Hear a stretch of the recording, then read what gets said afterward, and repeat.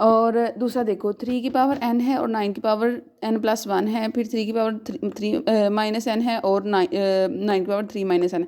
अब हमने 9 को छोटा करके 3 में ले आना और फिर उसकी पावर लिख लेनी है, ठीक है। 9 की तस्जीह हमने पिछले सवाल में भी की थी, तो 3 की पावर 2 आया था, तो यहाँ भी हमने तस्जीह की तो उसकी पावर 3 की पावर 2 आया। तो 3n × 3 की पावर 2 और n+1 आ गया, फिर 3 की पावर n-1 और 3 की पावर 2, मतलब 9 की जगह पे हम 2 लिख लेंगे और बाकी पावर जो वैसे की वैसे आ जाएंगी।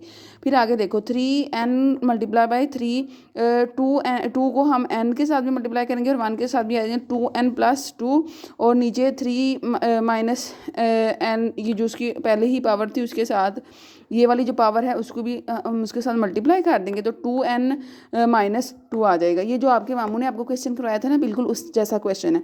फिर 3 के बाद n+2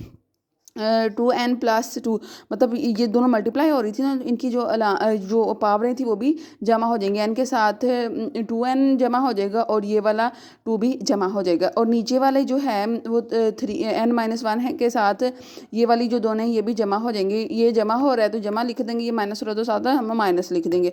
अब क्या होगा, n के साथ 2n जमा करेंगे तो 3n आ जाएगा और ये 2 वैसे का वैसे आ जाएगा, और 3 के साथ n ये है और 2n ये है तो 3n आ जाएगा, और यहाँ माइनस है, माइनस माइनस होता है जमा, 1 और 2 जो होता है वो 3 आ जाएगा।